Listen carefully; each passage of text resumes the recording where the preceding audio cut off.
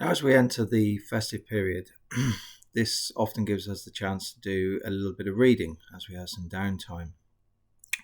One of my favourite books of all time is George Orwell's 1984. I first read this book whilst on holiday with my late mother. We had a caravan holiday in Helston in Cornwall, and I became absorbed in this book and found it very difficult to put down. Now, I'll just read you a very brief passage from the book. Whatever was true now was true from everlasting to everlasting. It was quite simple. All that was needed was an unending series of victories over your own memory. Reality control, they called it. In newspeak, doublethink. Now, let's just think about what that really means. Essentially, it is understanding the power of narrative, and the more a message is communicated and reinforced, the greater the likelihood it is that it will become accepted and recognized as the truth. So effectively, you're implanting a reality into people's minds. Now, this is a favoured approach of politicians of all persuasions, and I'll just focus on a few recent examples, although I'm not picking, don't want to be seen to be picking entirely on the Labour Party. All parties do this. Keir Starmer in returning politics to public service, when we've seen many examples of what we would recognise as self-service, essentially. Rachel Reeves fixing the foundations for growth when burdening businesses with higher costs and taxes is somewhat inconsistent with that ambition, and GDP data has started to tentatively show that. A £21 billion deficit that was used as a pretext to institute policies that were in effect not they didn't feature in the Labour Party's manifesto, and in essence, the deficit was, or the supposed deficit was used as justification for a large tax hike, essentially, the OBR only recognised at the time of the budget £9 billion shortfall, but as you've seen since, there's the repeat of this £21 billion or £22 billion deficit, because they're trying to put it into your mind to therefore justify what they've done and how that's different to what they said they would do.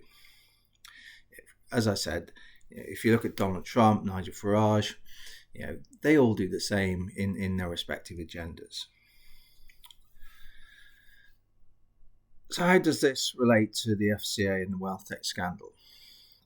It's actually very relevant to the theme that's run through these videos, which is the conflicts of interests and the deficiencies of the regulator-prosecutor model, where the regulator has to be seen to have met its objectives, or it doesn't want to be seen as failed to do so. Is also wearing the hat of the investigator and the prosecutor, and that inevitably frames the way it wants to present the case to the public going forward. And I'll look at a few examples when I've pasted in a few blocks of text from the FCA's announcement that they brought charges against John Dance, and trying to relate it to this concept of narrative control / doublethink. The first block I'd like you to look at is where they talk about the special administration of WealthTek, and clients have started to receive back their assets, and approximately 84% of people affected will be compensated in full. Now, clearly there are good elements to that, but there's also some major parts that they've chosen to overlook, i.e. they don't want to discuss. So let's look at what they are, for instance. So no reference was made to the other 16% who have not been compensated in full. And essentially, these people have had to pay the costs of this special administration process, stroke audit, through no fault of their own, because they invested in a regulated investment service offered by a regulated business, latterly direct, before that indirect via AR relationships.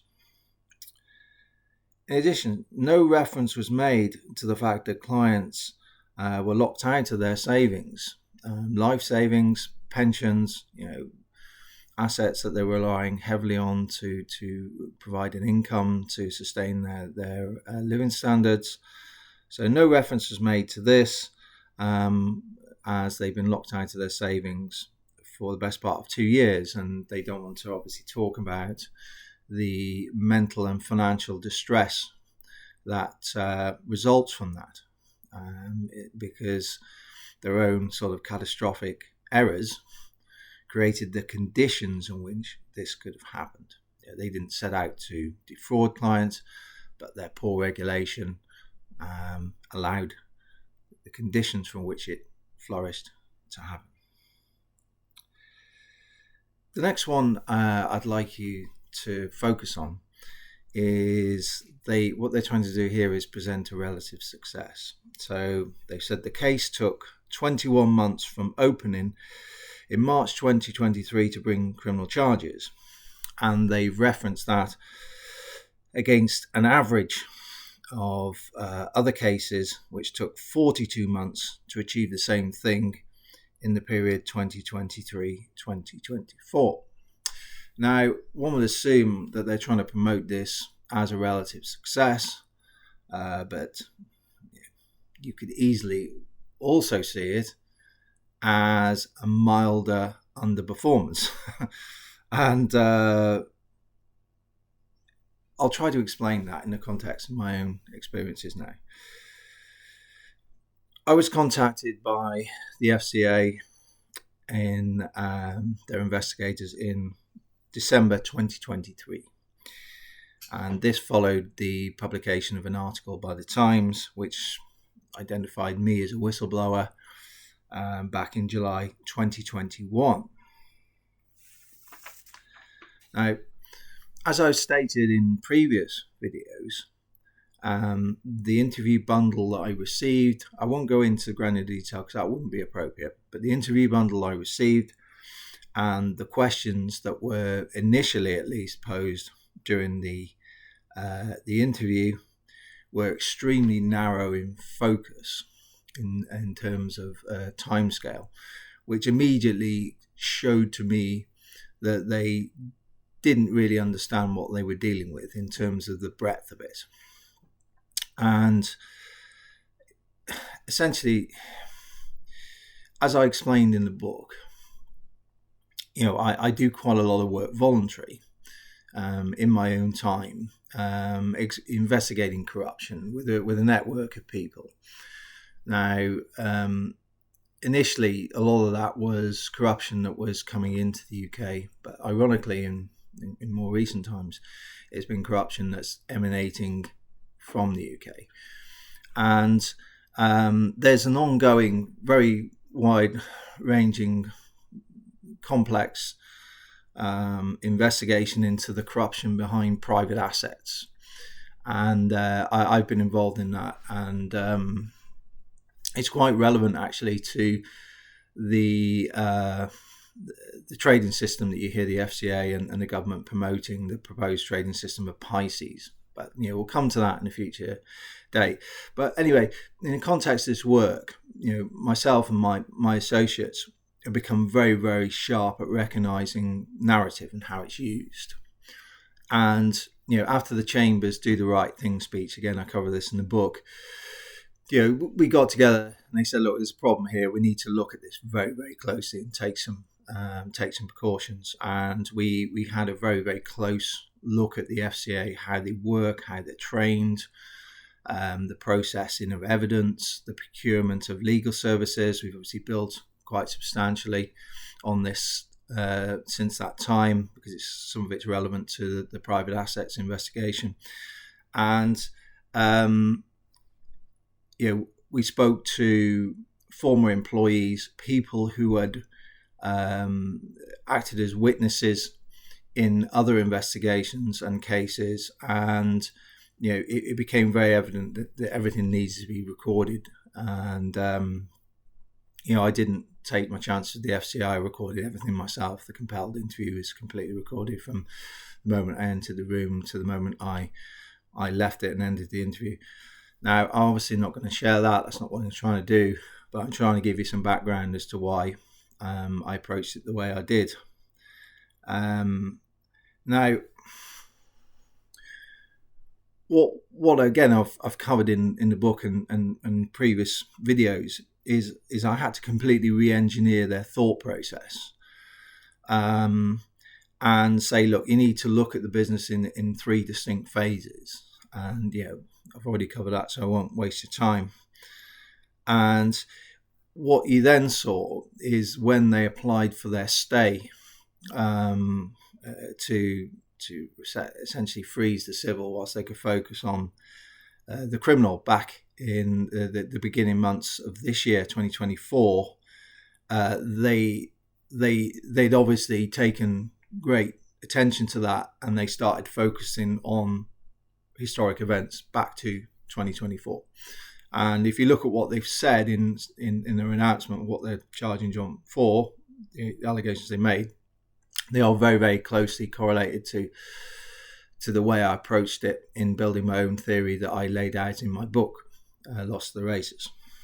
So, I think it's quite obvious in the 6 months from March to October, very little had been achieved. And this is all very easy to prove. I'm not going to at this stage, I don't have to, but it is. Then there was they've made this jump and caught up, which is I've just alluded to in applying for the stay. And this doesn't really correlate with how they tried to frame the fact that I wasn't cooperating. And I've dealt with these matters in the video disorderly response. And actually, that's another example of how doublespeak and narrative is manipulated, because they've tried to say that this guy hasn't cooperated, blah, blah, blah, but I most certainly did. They were in a terrible state when I first engaged with them, and I can strongly show I was a factor in helping them catch up.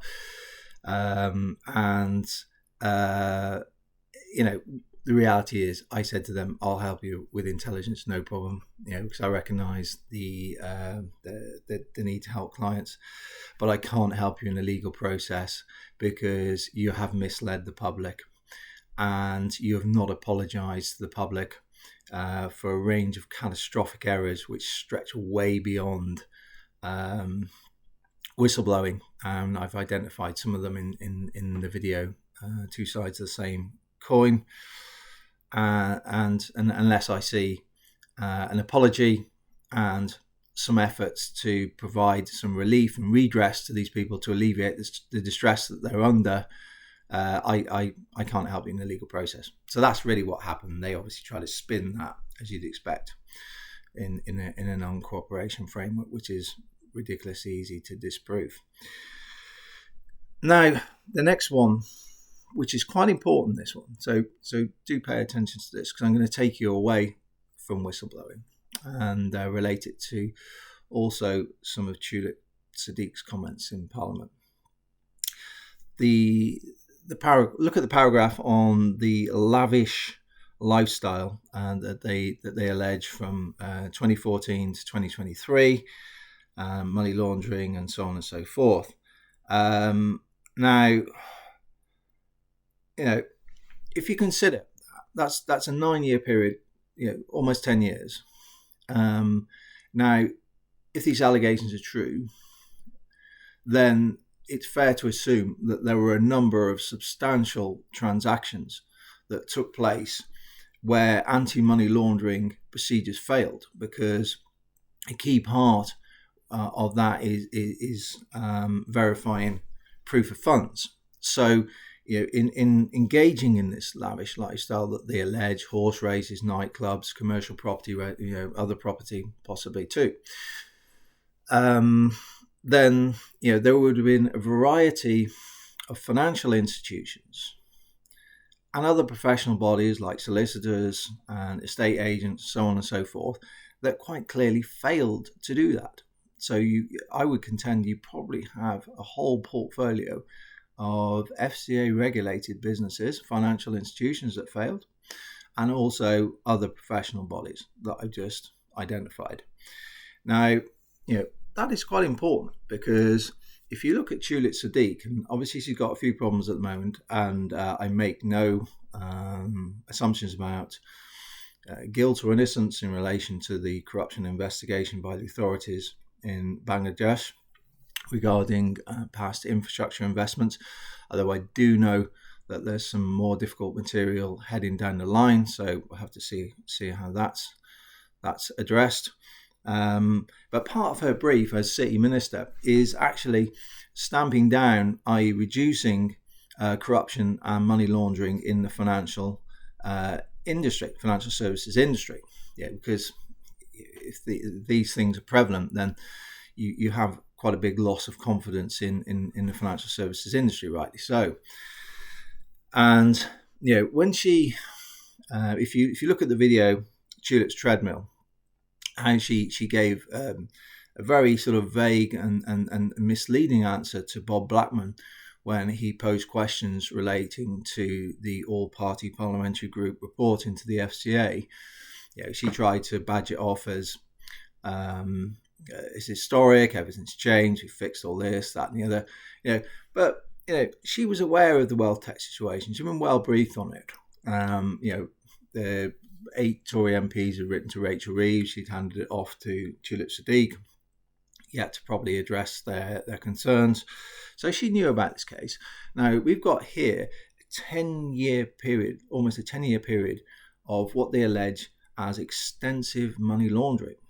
Now, how can Tulip Sadiq dismiss that when she's addressing questions to Parliament? That to me suggests she is possibly negligent, and she is misleading Parliament too. So this is why it's relevant. And there's a whole multifaceted angles to this case, which go way beyond whistleblowing. And you can see through the use of doublespeak and manipulating narrative, they really don't want to discuss this. They rather talk about their triumphs. But I return to my point that it's folly to try to go for growth with a financial services industry that desperately needs reform.